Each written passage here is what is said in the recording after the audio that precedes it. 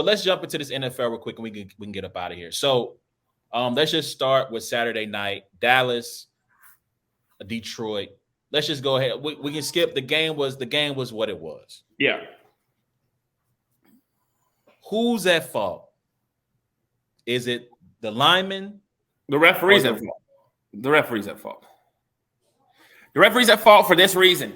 I mean, from what I've read, the Lions prepped the referees ahead of the game and said, "Yo, this is a play that is in our repertoire that will possibly come into this game, right?" Yeah. This is okay. 2, the clock was stopped. That's one of the biggest things for me. The clock was stopped. You're not grabbing the ball, running over here, trying to do 3 or 4 different things. You got players that are walking up to you to report. It is your job to be intentional about seeing who's reporting. And 3, from what I understand, the guy that reported was not the guy that was called out, to report. It's his fault. It's the referee's fault, period. Now, there's so many other plays and so many other the formations or the this or the tripping on the play before, whatever. That's football regardless. But if we talk about that one play, it's the referee's fault. He got it wrong. So, do you fault Dan Campbell for not kicking the field goal after that? Yes, on the 7-yard line, most definitely. But after the offsides, I'm like, if I've already doubled down, I'm not going back. I'm cool with the first one. The first one, we going for it. We got our play. On the 7-yard line, nah, bro. Nah, it ain't like y'all got about 38 points on that board right now. It ain't like y'all just been throwing it in there. You know what I mean? And can't be stopped. You still I'm kicking that field. So basically, what Dan Campbell did was he was playing blackjack. He was sitting on the king and a 3, and he said, "Hit me." Then he got a 4. He was sitting on 17, and he said, "Hit me again." He got an ace. And then he got an ace. And then he said, "Hit me again." It's just like, come on, like, bro, what are you doing? Like, you sitting on 18, like, stop. Yeah, I mean, to me, the ref was on autopilot. The 70, I can't think of all I know the math is numbers now. 70 and 68. Yeah. 70 had checked in as an eligible lineman several times during that game. He saw him running in. He assumed that was what was happening. And it's kind of weird. Like, he's obviously, you have 2 people in your face that are talking. I didn't know that. 70 had checked in, but he's interior lineman. So why is he checking in as an eligible? Because he's checking in as an eligible lineman, right? So he's checked in just as an option, right? So you have to pay attention to him. Yeah. So he had done it. I think that he had I think I heard that he had ref other games with him. And so, like, the refs watch tape. So they see him check in as an eligible lineman throughout the season. So he sees him run in. Taylor Decker. Thank you, Iller. I know you said Tyler. I know what you meant, though. Taylor Decker, 68. I don't know 70's name, so we're just going to call him 70.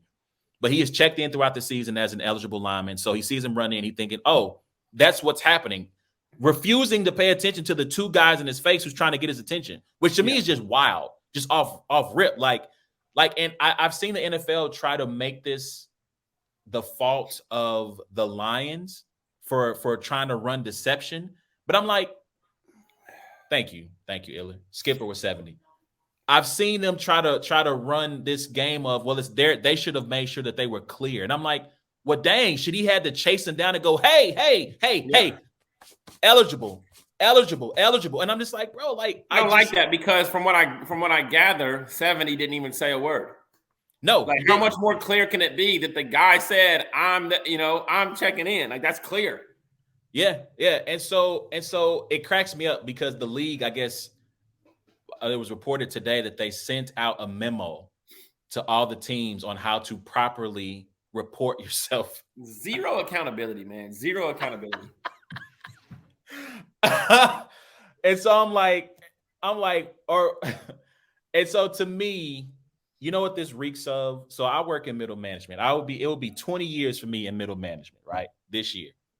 And what that reeks of is that when a mistake happens and you screwed up and you screwed up and people are mad and they're upset and they want to know, what are you going to do about it? How are you going to fix this situation? And you turn around and you say to them, this is what we're going to do.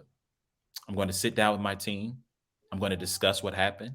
And we're going to step by step implement a program and a process to make sure that something like this never happens again. Without saying I'm sorry. Yeah, well, I mean, listen, because I'm a good guy, I apologize when we screw up, right? So we apologize. But yeah, we and honestly, in some cases, not in every case, some of the process is simply like, hey guys, come on, you got to be better than this, right? Like, don't do nothing stupid like that again, all right? Right? So you're telling people one thing, you're behind the scenes, you're having a different conversation. I'm not trying to hear this Campbell confuse the Cowboys and the refs. It's the ref's job to get clarity. If he was unsure about who was checking in, it's his job to get clarity. Yes, they were trying to deceive them. That's the whole point. They were trying to play this little elaborate shell game. They weren't trying to deceive the refs, though. They were trying to deceive the Cowboys. Right. They literally was like, yo, three of us are going to be over here. I'm going to tell you who it is, you know? That's what I said, if Skipper or Penei Sewell or whatever was talking and they were all, whatever, and it's just like, no, they're just over there. They're just over there. Like, that's who. Yep. Anyway, yeah. So I blame that on the refs. I really would love for a round 2 in the playoffs, Cowboys versus Lions. It's like the equivalent of whenever you throw in like the backup running back to be the guy on the punt team all of a sudden, And this is like, he just sneakily like slides in there. It's like, yo, I'm trying to deceive the defense. I don't want them to know that this fake punt is about to come. You know what I mean? Like, I'm not, like deception is a strategy. Absolutely. I mean, listen, man. Yo, shout out to the Huskies. Shout out to your Huskies, man. Shout out to your Huskies. Get your bars up. I mean, again, no Cowboys hate. Like, I don't listen. Although I'll say this, let me say this about the Cowboys. Hey, Mike McCarthy, you got to tighten up, my boy. What you did, that should not have even been an opportunity for the Lions to even be in a position to run a 2-point conversion, because you ran 3 straight passing plays, 3 with no regard for running the ball, like none. I'm like, bro, you're acting as if you're down 3 and not winning the game. And I told you, I said, yo, the Cowboys can win the Super Bowl this year. Yeah. If I was Jerry Jones, I would fire Mike McCarthy as the confetti was falling, just off of that, right? Because this is clock management has been a recurring issue for the Cowboys, and that is a reflection of your head coach. It was a reflection of your head coach. And for you to run those plays, those 3 passing plays back to back to back with no regard for the clock, I can't trust you. The prevent defense didn't help, but they should have been under a minute left on the clock by the time the Detroit Lions got the ball, not a minute and like 40 seconds. Yeah. Like that was terrible. That was terrible. All right, let's jump to some other quick stories before we can get out of here from the NFL. Lamar Jackson sold up MVP. Yes.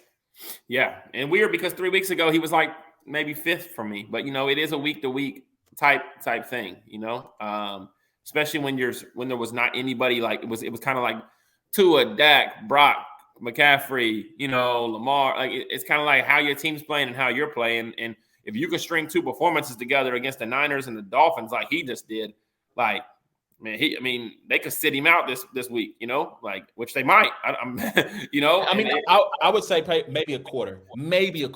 I mean, because they're playing the Steelers, right? Playing the Steelers, and the Steelers need to win and get in. So it's like it's that weird. Do you even want to? Do you want anybody from your division in? They've already seen you twice, type stuff. You might have to match up with them again. Yeah. All right. Philly, one and done in the playoffs. Man, yeah. One and done means win one and then done. Oh, okay. I might have. I guess what I mean when I say one and done is they lose in a wild card round. One game, and that's it. I don't mean they're losing to the Cardinals right now, and that's what 3 straight losses, right? Like it's cool. We can go the Cowboys they lost to, and the who? They lost to the Cowboys, lost to the Cardinals. They beat the Giants in between that, right? So they lost 2 of the last 3. I think 3 of the last 4. Okay, and then if we go back to 5, they squeaked out the win against the Bills, right? In overtime. Squeak out the win against. I mean, they had that stretch where they were just basically winning games by the hairs of their chinny chin chin. So actually, I lied. Let me walk that back. So They lost to the 49ers, lost to the Cowboys, lost to the Seahawks, squeaked by the Eagles, lost to the Cardinals. So 4 of their last Got you. 5, or 4 of the last 5 are L's. Okay, yeah. But no, I mean, they've given me no reason to think that, they can go in there and beat yeah, I think they'll beat Tampa. I'm not gonna lie. I think they'll beat Tampa. If they're playing against the Bucks, are they locked in? Are the Eagles locked into their seed? I think so because they're 11-5.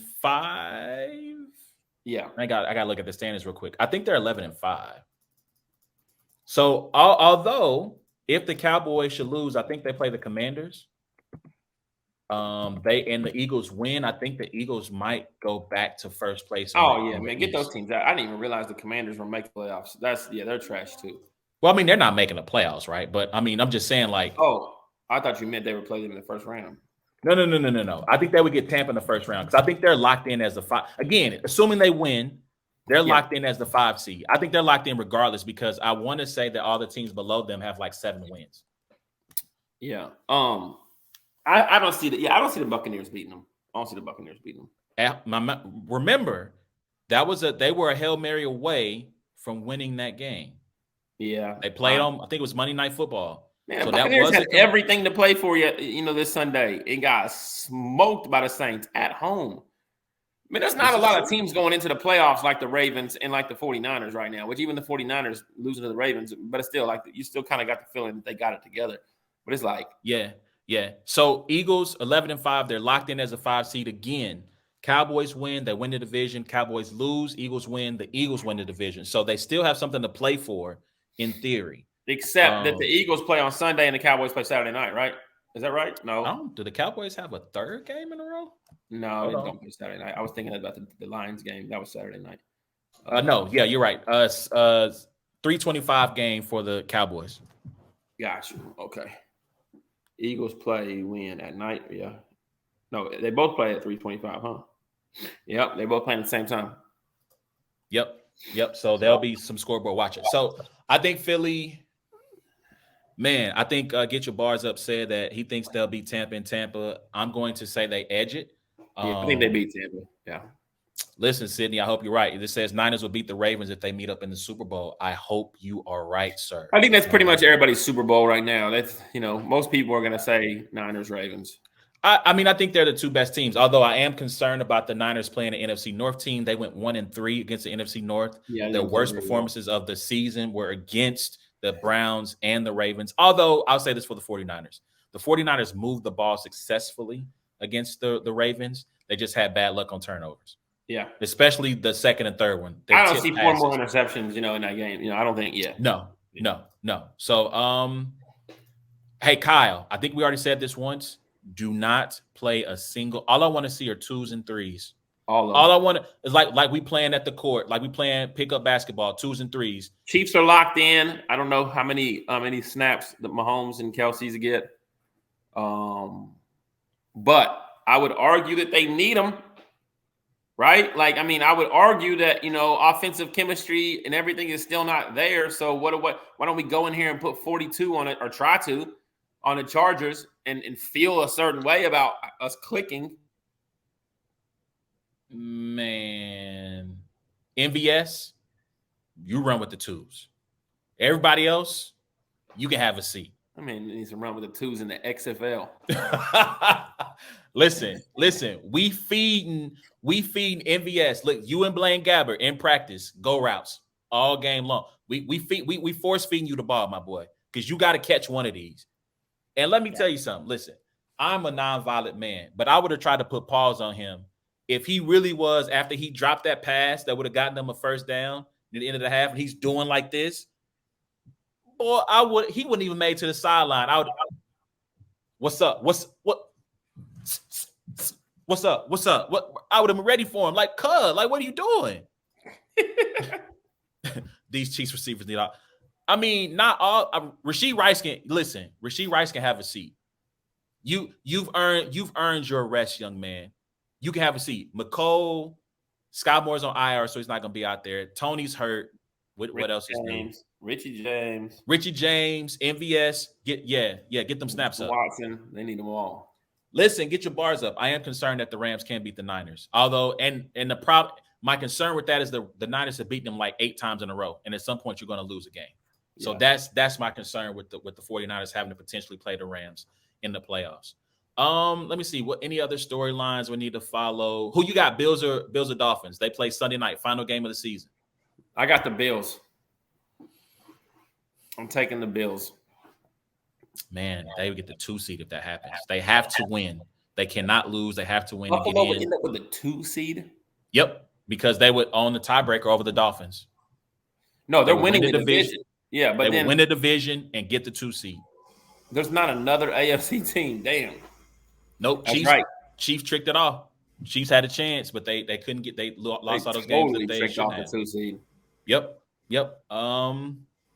Any other interesting storylines from this weekend? We talked earlier about the Texans and the Jaguars is a win and get winner in. Go home. Winner go home. So whoever wins that game will make it into the playoffs, assuming there isn't a tie. Then all these other doomsday scenarios come in about spin around 2 times and try to hit a wiffle ball and run around the bases and all that stuff come into play if they end up in the tie.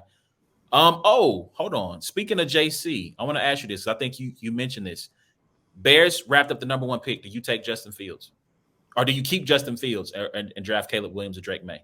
I like Justin Fields. I've never not liked Justin Fields. Going into this year, I thought he was going to have one of those years. Now, the first handful of games, he had some injuries, different things like that. But the last 4 games, he's been playing very, very well. And Justin Fields just happened to be my quarterback in the fantasy football championship that I won this past weekend. So there's a part of me is just like, hey, I appreciate you, Justin Fields. Like, I appreciate you. But I'm not even mad that I beat who I beat because he won this other league for so much more money. I felt like he should have just gave me all the money in the first place. Because he's rich, man. He's rich. He won the other leagues, man.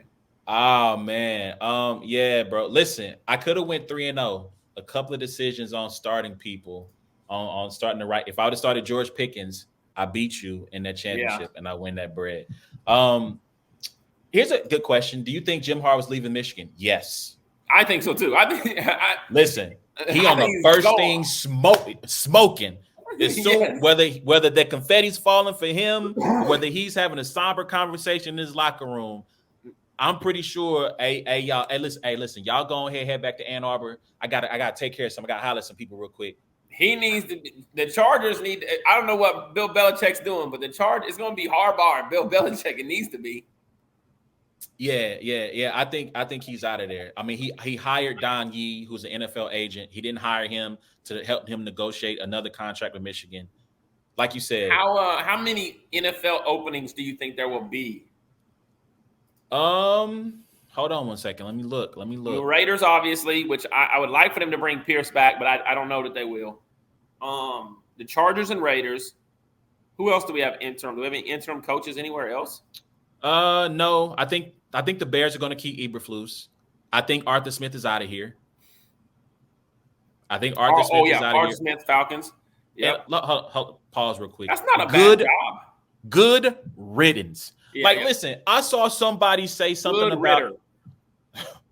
I saw a mock draft that said that they would draft like Malik Neighbors, and I said if they draft another skilled player with Arthur Smith as the head coach, I am boycotting the NFL because I cannot stand for that man. That man is collecting diamonds. He's collecting rings. And he goes, look at this. He takes this ring right here. He goes, man, I like this ring. This ring is nice. Let me go throw this in a junk drawer. What am I going to wear this ring for? He's wasting people's time, man.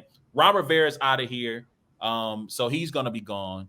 Although I don't know if I would want that job. I know Iller said there's going to be 6 openings. Okay. So, yeah. So Panthers, Falcons, hopefully. Panthers. I forgot. I'm assuming New England, Raiders, Chargers. Yeah. And New England got second pick, right? Yes. They have the second overall pick right now. So if Harbaugh goes there, does he take him McCarthy second overall? No. The Commanders. Commanders have the second overall pick. Let me see. Could you see could you see him drafting McCarthy? Who? Harbaugh, if he went and got a top 3 pick. You almost made me say something. He just said McCarthy's the greatest Michigan quarterback of all time. Nah, you almost made me say something my son would have got on me for saying. No, absolutely not. Not over no Drake May or Caleb Williams. He shouldn't take him over Michael Penix. He shouldn't take him over the young man from Bo Nix. Yeah, true. Yeah, not over. Like, bro, Jaden Dan. Like, should I keep going? The quarterbacks that he should not be drafted over. Should I keep it going? Yeah. Mike Tomlin's not getting fired, bro. Mike Tomlin is probably going to make the playoffs, and you're not going to fire a coach. No. Who 17 again is never years in a row. That man got Mason Rudolph out here balling. Listen. What? Let me say this as we head out the door and close the show, by the way. I am the creator of the backup quarterback theory, right? Which simply says that if you have average talent across your team, your roster set up, the most important position is the backup quarterback. But please, people, do not be fooled. Everybody's not going to be Brock Purdy, right? Josh Dobbs was a flavor of the month. Mason Rudolph is a flavor of the month. Joe Flacco's had his time in the light again. Who else? I mean, there's been quarterbacks all across the league who have had a couple of hot weeks from a backup perspective. PJ Walker had a couple of hot moments. Listen. Backup quarterbacks are good for 2 to 3 games, maybe 4. After that, they're going to fall off because they're backups for reasons. Shout out to Josh. He was Rocket Man. And then all of a sudden that bad baby Apollo, what's that ship? Apollo is Apollo 11, Apollo 9. I think it's Apollo 9. Yeah, like it was all bad after that. Hey, the Vikings, y'all some haters. The Vikings are some haters, man. He was on his way to maybe getting a little contract, a little backup, nice little 15 mil. Then they set him down like, nah, bro. Stick to this 4. Stick to this 4 million you might get, somewhere. Yeah. All for what? For 2 other backups of the same exact. Oh God, Jaron Hall did. Oh man, they're the same. Man. They're all 3 the same. Oh. Ain't no way that Mike Tomlin is resigning. If he's resigning to go to another job, and the Pittsburgh's not letting him walk without trading him to another team and getting some compensation. Yeah. So I don't know, but backup quarterbacks, listen, they're going to be good. They're not anything to write home about for a full season, unless they happen to be Brock Purdy or Tom Brady. I'm not equating those two at all, so please don't try to run with that. Yeah, anyway, quarterbacks. Yes, I think that's it on storylines. Let me make sure we got all the storylines because we're at the 1:50. 5 minutes. Yep. Hey, listen, I'm at the end of my battery too because my wife made steak for dinner and I'm hungry. So I'll be over there to fuel. I think that's it on storylines for the NFL going into this weekend. Once again, let us know who y'all got. Washington, I almost said Miami, Michigan, national title game. Hit us up at Brains and Bars on Twitter, Facebook, Instagram. Until next time, it's been a black and white thing. We appreciate everybody in the comments. Appreciate y'all rocking with us. I'll have this posted in audio version on podcast form tomorrow. I have up the college football segment probably mid-morning, NFL probably later on in the afternoon. So I'll chop that up. Once next again, week we'll do our NFL playoffs. We'll do our predictions next week. Super Bowl predictions. Oh, I'm trying to get we might have to talk after the show because I'm trying to get Big Country. I'm calling him Big Country, but Country Boy from the Chiefs, the Kingdom Cast. So I'm trying to get him on the show to talk about the Chiefs season. I got some questions lined up for him because me and him have had some good conversation about the state of the wide receiver room with the Chiefs and about the state of the Chiefs as a whole. So I want to get him on to reflect on the season that was, talk about the playoffs. So we'll try to set that up for next week. Until next time, it's been the black and white thing again. Yep. Sorry, my fault. Sorry, my brain is moving. You can check out every episode of It's a Black and White Thing by going to the podcast app of your choice, searching for It's a Black and White Thing or Brains and Bars. Please rate, review, subscribe, and share. Same thing for YouTube at Brains and Bars. Rate, comment, subscribe. And again, Twitter, Instagram, and Facebook at Brains and Bars. Good night. Y'all take it easy. Bye, bro. Yep.